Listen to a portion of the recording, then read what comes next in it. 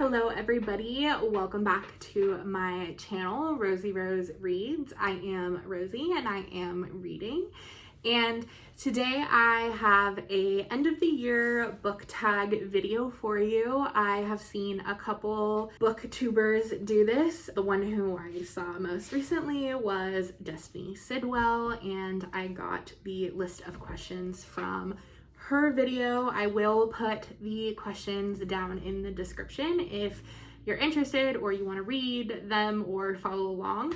Yeah, it's probably going to be a little bit of a longer video because there's like 20 questions, so let's jump into it. The first question is, actually before we jump into it, I've read about 160 books this year. I think I might be at like 158, but I'm currently reading 2 books. So I have a lot of books to choose from. I listen to a lot of audiobooks, as you all know, and I don't really have any other hobbies, so that is how I read so much. So I have a lot of books to choose from. Some really stood out, others were just kind of eh.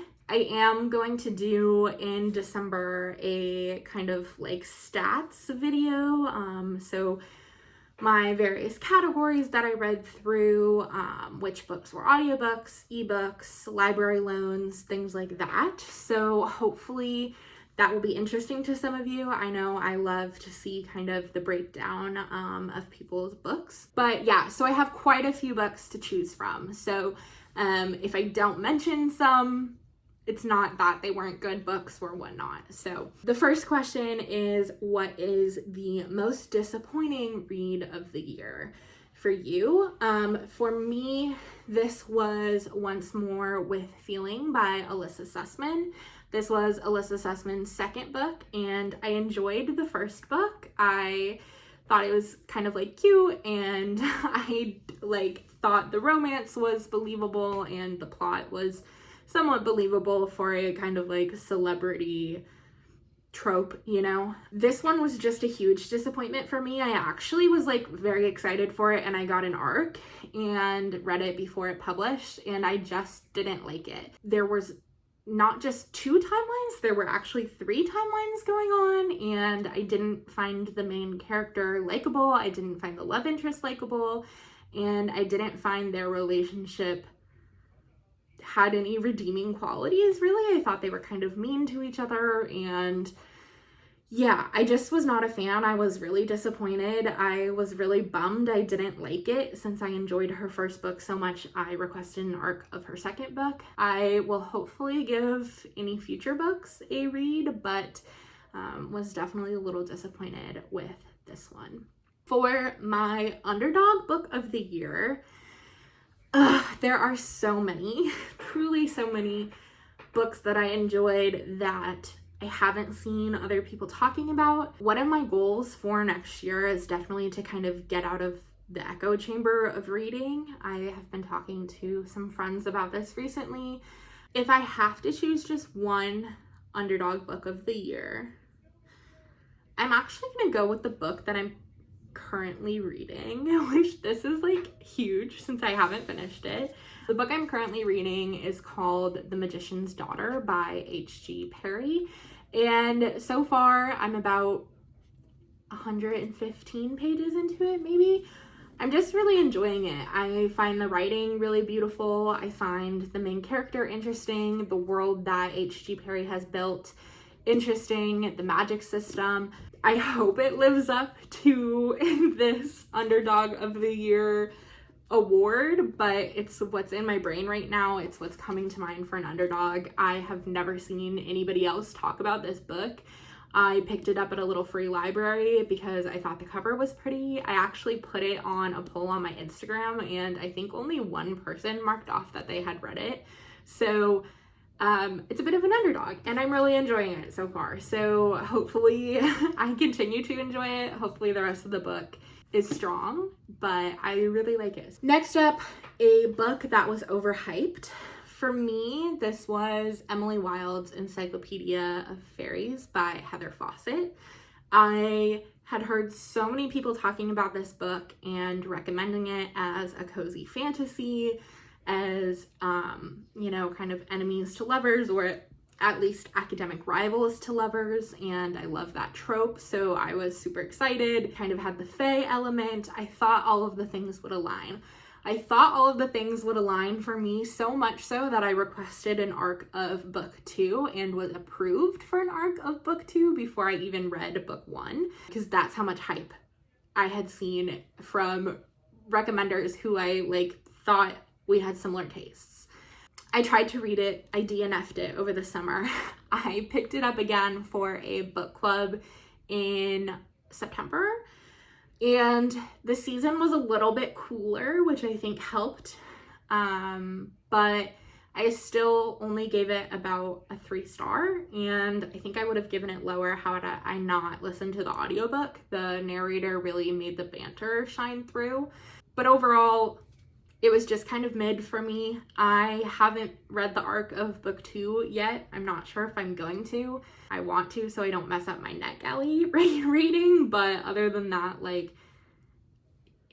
it was just kind of mid, and there are so many other books that I could read that I'm really interested in. So unfortunately, this one for me was just a little bit overhyped. Question 4, favorite book couple of the year.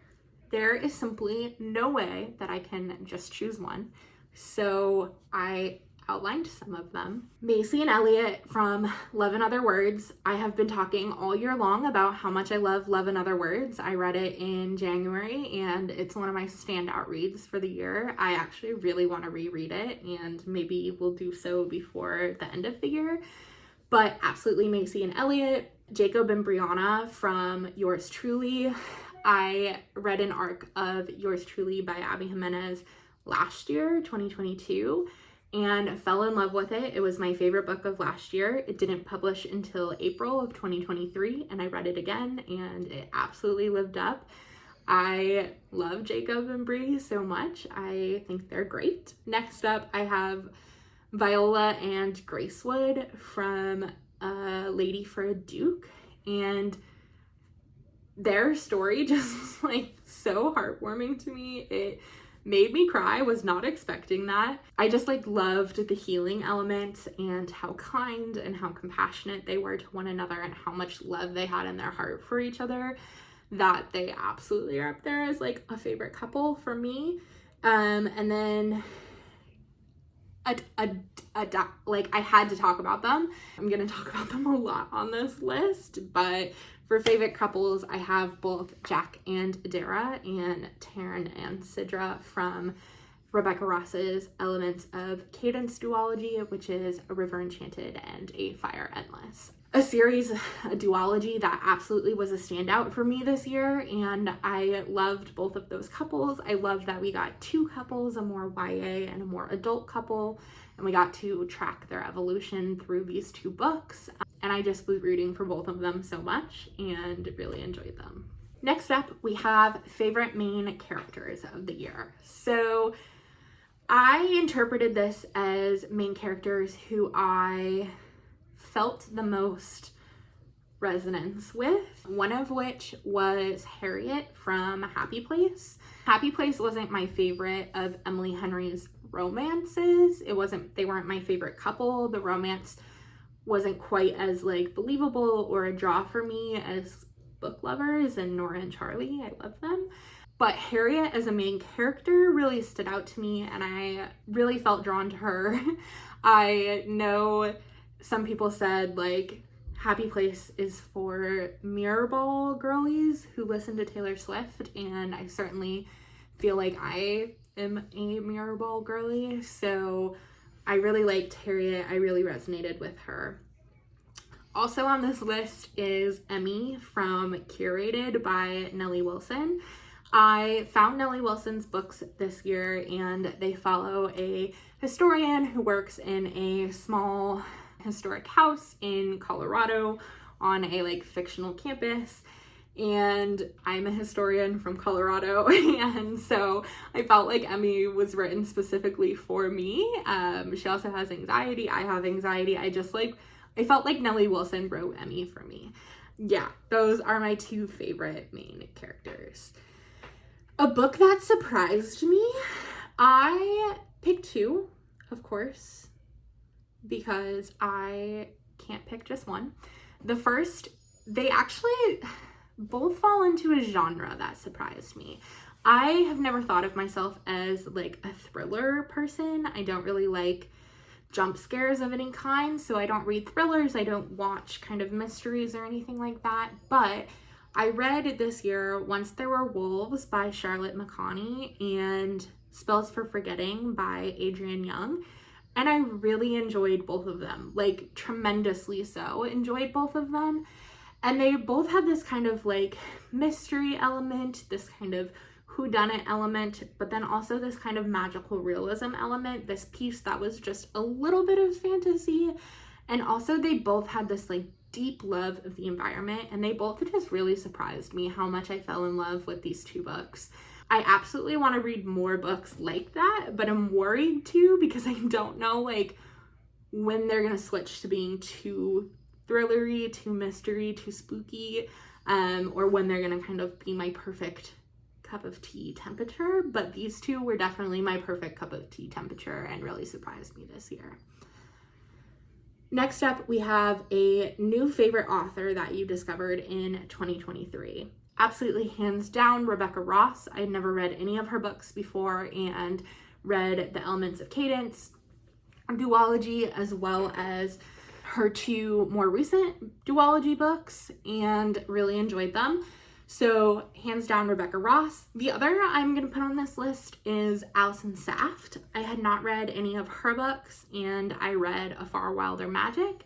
Then I requested an arc of A Fragile Enchantment and really enjoyed it. I actually requested an arc of her newer book, which also hasn't published, and I haven't read that yet, nor have I read Down Comes the Night, which is her debut novel.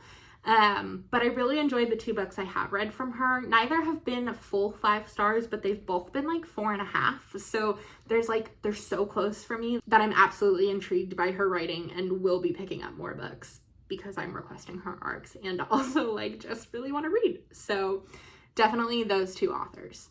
For happiest read of the year, I'm gonna say Kimberly Lemming's Mead Mishap series.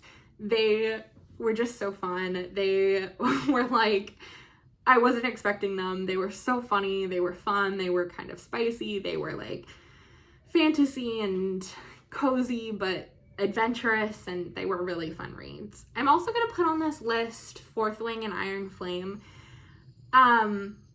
They're not necessarily happy books, but I really enjoyed the experience of reading them. I really enjoyed the nostalgia, the kind of ease of reading, the fantasy world, the plot twists. They're not perfect books by any means. I know they've had a lot of criticism, but overall, I really enjoyed the experience of reading them. And so because of that, I put them on like happiest reads of the year, meaning like most enjoyable to me. Even though they're not perfect books. Next up is most frustrating book you read in 2023. I, for this, chose The Last Graduate by Naomi Novik. This is part of the Scholomance trilogy, and this is one of my best friend's favorite trilogies, so I was really looking forward to it, and I really enjoyed book 1. However, book 2, which is The Last Graduate, was just too much of the same. It was like the same kind of internal monologuing, the same element of world building, even though she'd already established a lot of it in book 1. And I just felt like we weren't growing enough for a book 2, that I was getting really frustrated because I was like, why is the plot not moving? Like, you have all of these pieces that sound so interesting, but it just wasn't developing at the right speed for me, and I was getting really frustrated with it, so much so that I didn't actually read book 3, which I've heard like definitely picks up more. And I feel so bad because, like I said, it's one of my best friend's best like favorite trilogies, so I really wanted to read it and like it and talk about it with her, but I just found myself so frustrated by the pacing and the lack of development in book 2 that I couldn't get through to book 3. Next up, I have best adaptation of the year. This might be recency bias, but I'm gonna say A Ballad of Songbirds and Snakes. I really enjoyed the book. I thought the movie did a really good job. Obviously, like there are some things it didn't cover to the same amount of detail, but hearing the songs come alive, being back in Pan Am and seeing it on the big screen. I thought the actors did a fabulous job. It just kind of threw you right back in, and I really liked it. I think it was a great adaptation, so that is what I am going with. Longest book I read this year, I did do a reread of Kingdom of Ash. After that, new longest book is actually a Hermione fanfic, and that is Secrets and Masks. Both of them were over 1,000 pages long. For shortest book I read this year, I read the Tea Dragon Society trilogy by Kay O'Neill, and these are middle grade graphic novels, but the illustrations were so stunning and the story was so moving. The representation was really moving. I actually cried at these, and I wasn't expecting them. They're not long, they are graphic novels, but there was so much beauty and love and care put into these short graphic novels that they were just so moving and beautiful. So I highly recommend them. I did count them in my reading goal because I read them, even though they were short. Fave covers of the year. I put Done and Dusted.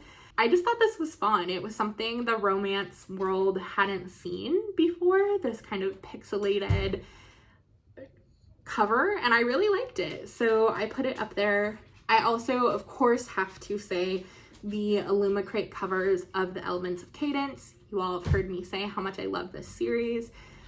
This version, the Illumicrate version, is so beautiful, and I have looked everywhere, but right now reseller prices are just a little bit too pricey for me at $100 a book. But that's my ultimate want. I want those on my bookshelf so bad. I have so much love for that series and the beauty of that series, and those covers just perfectly encapsulate it. Oh, I also on this put 6 Crimson Cranes and The Dragon's Promise because I love these covers. I think they're intriguing for a fantasy. I think the graphic design is beautiful. I think they do a good job of showing the story and the intriguing plot points without giving too much away but also not being too cryptic. I think they're just a great cover, so I also put those up here. I am running out of time and I am running out of daylight, so I really hope that I can finish this video. But if I come back tomorrow looking different or have terrible lighting, that is why. Before that happens, a book you haven't stopped thinking about. This one is kind of an underdog. I'm gonna say a book I haven't stopped thinking about is Chosen Ones by Veronica Roth. The premise of this book is that it follows a young hero who has saved the world, but 10 years after the event. And it just covers the kind of PTSD, the fame that comes when we have these characters in superhero movies and books saving the world, and how would they deal with the realities of that afterward. And I really enjoyed it. It was really unique. It was something I haven't read before beyond a Marvel fanfic, basically, which is kind of what it was. But I keep coming back to it as I read other fantasy books, and I think about how the main characters would actually deal with those events, and I keep coming back to oh, it'd be really interesting to know how they deal with those events. Yes, I could read a fanfic that takes place after the events, maybe I do, but also Veronica Roth wrote a book about it, and it'd be so interesting if this author wrote a book about it or explored that aspect of the character. So somehow I find myself continuously coming back to this idea that Veronica Roth sparked in Chosen Ones, so I threw it on there for this. Good morning, friends. I am back. I am sorry for the skip. Like I said, I knew it was going to happen yesterday. I was trying to film this video, but my husband and I had a date night planned. We went out to dinner, and then we went to see the new Miyazaki Ghibli film, The Boy and the Heron. So I had to go, and it was dark, so the lighting was weird. So anyway, I'm back to finish this book tag video. So let's jump into it. Last we talked about was Chosen Ones by Veronica Roth, for a book I couldn't stop thinking about. Next up on this list is the cringiest book you read this year. And for me, this has to be Priest by Sierra Simone. It was my first dark romance. I just cannot believe I actually read that whole book. And there are parts of that book that I find myself thinking about that I wish I wasn't thinking about. And I don't think dark romance is for me. Or like taboo romance. It wasn't even dark. It just wasn't for me. It was pretty cringy, but like, I'm not here to yuck anyone's yum. If you enjoy reading those, all power to you. It just wasn't for me. An unpopular book that I loved. I couldn't really find like an unpopular book that like people had been hating on or whatnot. So I took this as like a book that doesn't get a lot of hype, maybe like an underhyped book or something I don't see people talking about a lot. And I put the Scythe trilogy by Neil Shusterman. I have been talking about this for months because my husband read it over the summer and wanted me to read it, and I trickled into reading it after it had been on my TBR videos for quite a while, and I really enjoyed it. It was a really unique, really like creative idea for a YA kind of sci-fi dystopian book, and I thought it was really well done. There were plot twists. Nothing felt reused from other authors or other tropes or anything like that. And I'm really surprised more people aren't talking about these books. I was talking about it with a friend, and like, maybe because they're written by a male author, but also like Pierce Brown's books are super popular. So I just am like genuinely surprised that people don't read and talk about Scythe a lot more than they do. So I picked this for kind of unpopular book because I think it should be way more popular than it is.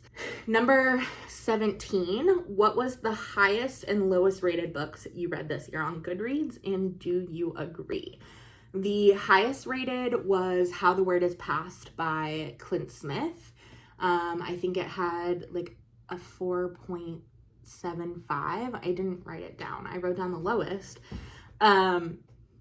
And yes, I absolutely agree. It's a phenomenal piece of scholarship, but it's also so readable. It's so approachable.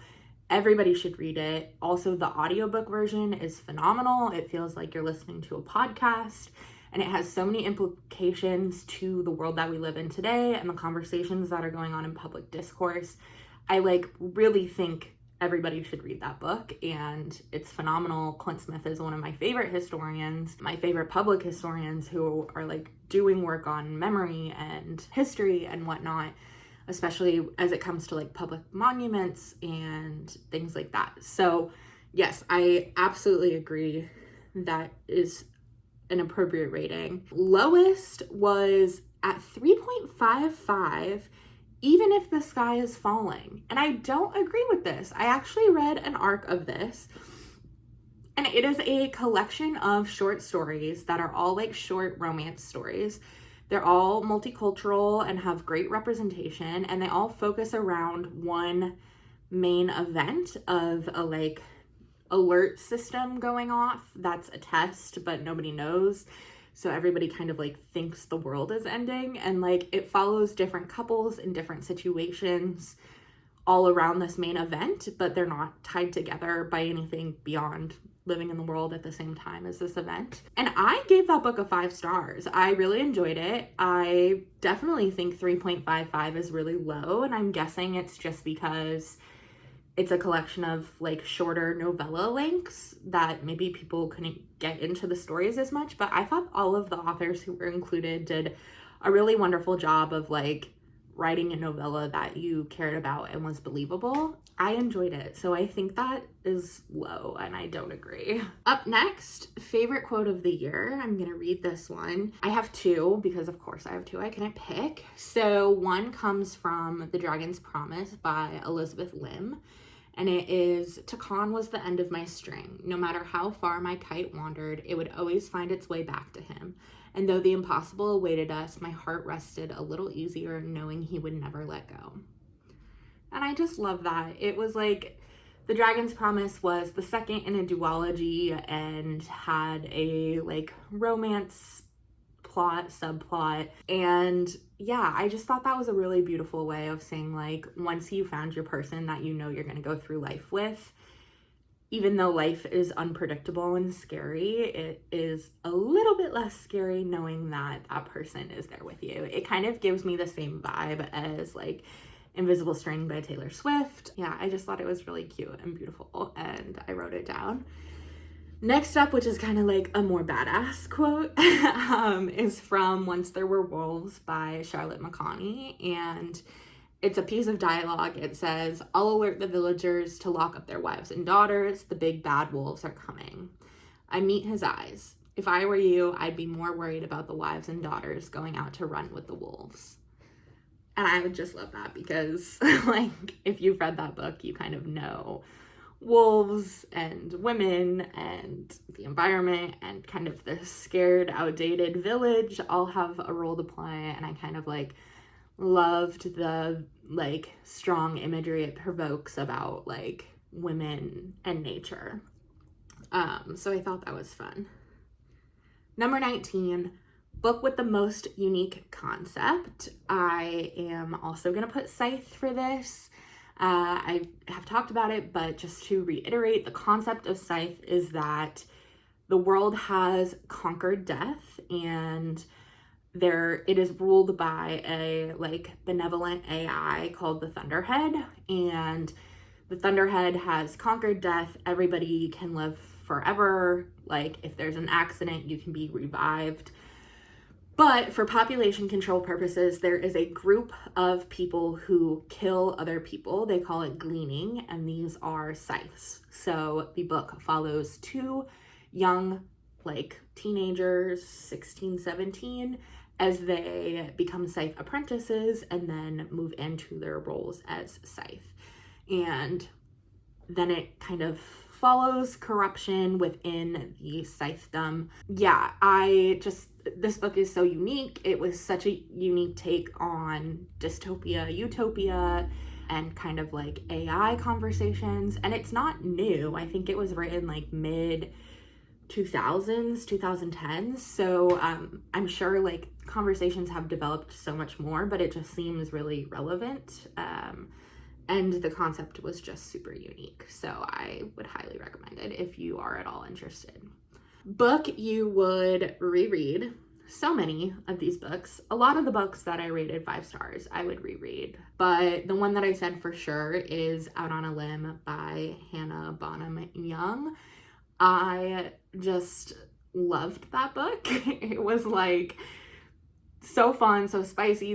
The humor was funny, like when they were dressed as pirates, it was so funny, but like the romance, the compassion, the growth, I 100% would reread it. I read it all in like one night because I couldn't put it down. So I would definitely give it a reread. I really enjoyed it. Reading goal, reflection, and 2024 reading goal.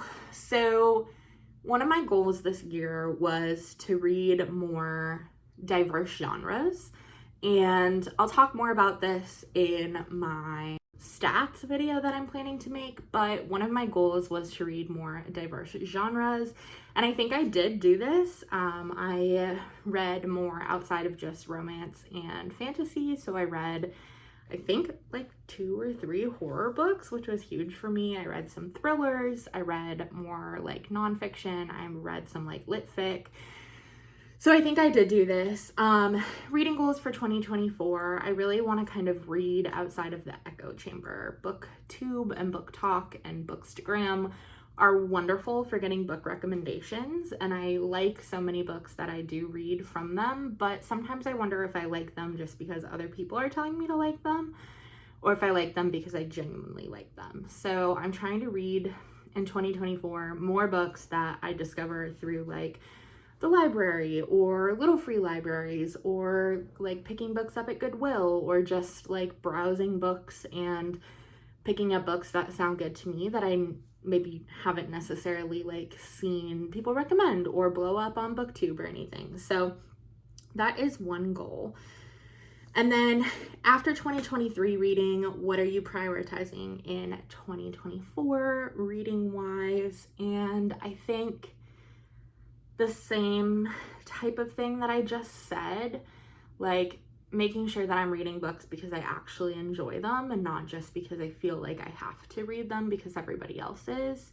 And along those lines, like continually DNFing books. I did DNF some books, but not as many as I probably should have. I pushed through some, and also like being more flexible with my physical TBR. I've picked up a lot of books at Goodwill and little free libraries because I see that they're super popular titles and I'm like, oh, I should definitely read that. And then they sit on my shelf for a year and I don't have space for books that I really like and want a physical copy of.